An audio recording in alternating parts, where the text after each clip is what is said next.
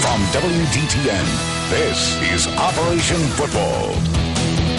Hello and welcome to Week 4 of Operation Football. Coming up on tonight's show, Troy travels to Springboro in a battle of 2-1 teams. And in just a few minutes, our Jeff Schmidt Game of the Week featuring Milton Union against Bellbrook. But we begin with the biggest game of the night in the G-Walk, Jeff. That's right, Hutch. This was a crossover battle tonight between two of the area's top teams. Undefeated Trotwood paid a visit to Huber Heights to take on a Wayne team looking to even up their record at 2-2. The Warriors have been hit hard by injuries and a brutal early schedule, but have won the last two against the Rams. Let's head to Hyde Camp Stadium. It is one of the best places you can go on a Friday night to watch a football game. But the Rams defense makes the first big play of the night. Wayne fumbles on their opening drive, and it's recovered by Trotwood's Bobby Smith. But Wayne's defense also came to play on the ensuing drive. It's the Warriors' Daryl Jackson with a hit on the quarterback. The ball is loose and picked up by the Warriors' Tyler Dukes. Wayne trying to capitalize off that turnover. Braxton Miller on fourth down goes deep to Michael Bonner, but it's just beyond his fingertips.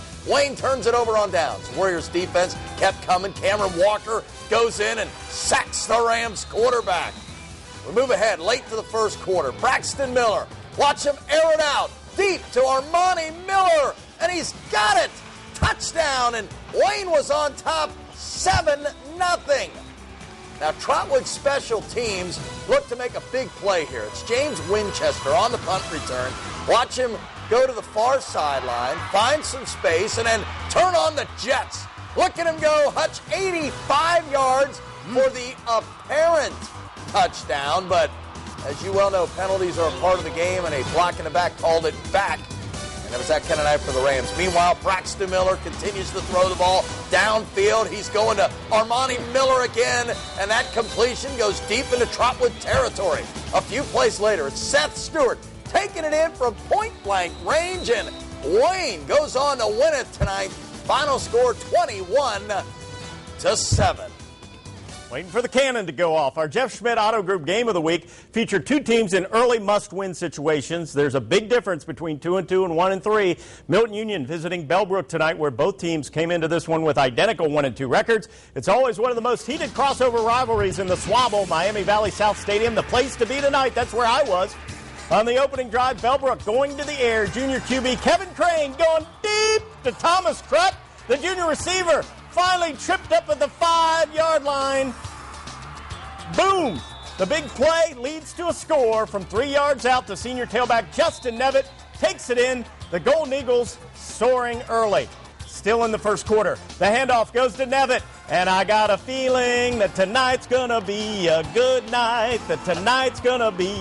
Justin Nevitt, the captain, taking it down the sideline. 66 yards for the touchdown. Bellbrook coach Kevin Basinger might not like my singing, but he likes his team start. 14-0 Golden Eagles. The Bulldogs showing some fight in the second quarter. Bellbrook going back to the air, but Jason Antonides, the junior corner, breaks up the pass. Milton Union fans calling for some defense, and they get it on the next play. The ball is fumbled. Where is it? I can't find it. Bulldog lineman Shane Eshelman has it, and the senior takes it to the house. The second quarter ends. Bellbrook 14, Milton Union 7. For your halftime enjoyment, the amazing Nick Barhorse, the juggling ball boy. He gets it from his mom. She juggles a lot of responsibilities here, too. Back to the game, Milton Union coach Brett Pierce trying to figure out how to cage the Eagles. Can't be done. Third and long, Kevin Crane scrambling out of trouble and connecting with the junior wideout, P.J. Eckley. Nice play. The drive ends with his 2-yard touchdown run by Justin Nevitt. Called his name a few times tonight. Still in the third. Milton Union going to try the fake punt, but you know what? The Golden Eagles defense, they're not falling for it one bit. And the good field position sets up, guess who? Justin Nevitt in for his 4th touchdown of the game. And who knows, he might have had 5, because on the board, Bellbrook defeats Milton Union 35-13. What a night for Justin Nevitt. With the win, Steve Van Gorder, our friend from Jeff Schmidt Auto Group, improves to 3-1. I took Milton Union, alma mater of former legendary Flyers football coach Mike Kelly. Little good that did me. Thanks, Coach. I'm 1-3. All right, Hutch, Beavercreek home tonight, taking on the Xenia Buccaneers, and what a game this would be. On the opening drive, Alex Arias breaks free down the sideline, and he's going to take it deep into Xenia territory before he's knocked out of bounds. That sets up this Zach Smith touchdown run, and Beavercreek on top 7-0. Now on the Beavers' next possession, Zach Smith having a big night. Finds some running room and watch him break it down the sideline for a nice pickup. A few plays later, Smith again, this time he'll fall in for another score, and the Battling Beavers were up 14-0. But Xenia responds. First, it's Robert Harden running into Beavercreek territory. Watch him break tackles and then take tacklers with him for the ride. And that's a nice pickup. Moments later, Harden finishes what he starts with this touchdown run. The Buccaneers get a 2-point conversion. That made it 14-8. Beavers, though, still in the lead. On the ensuing kickoff, Xenia's DeAndre Lane knocks the ball loose, and the Buccaneers recover the fumble. Just a few plays later, it's Austin Thurman taking it to the house for the touchdown. Now, Jordan Scott would come on to drill the extra point through the uprights, and that puts Xenia out in front 15-14. Just before the half, Beavercreek regains the lead. Watch Arias Moore go left and then reverses field all the way into the end zone for the touchdown. Back and forth they go, and Xenia wins this one in overtime. It was a thriller with the Buccaneers taking it 36-35. Back to the G-Walk, Fairmont at Fairborn. We pick it up in the second half. The Firebirds on the move as Chet Deaton takes the end around, and he's coming right into your living room for a big pickup down the sideline. That sets up this Tom West 24-yard field goal. It's up and it's good.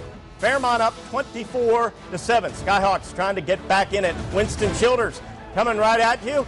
A nice hard run right here, but unfortunately for the Skyhawks, the drive would stall. Meanwhile, Fairmont's offense was in high gear. Quarterback Nick Power calls his own number, and he takes it all the way down to the 3-yard line. That's going to set up another score. Devin Gannon into the end zone for the touchdown. Fairmont wins it as we go to the scoreboard. It's Fairmont 38, Fairborn 13. Northmont shuts out Sydney 31-0. Coldwater by 1 over St. Henry's 7-6. Alter takes care of Purcell Marion 28-14. And it's Springfield shutting out Miamisburg 54-0.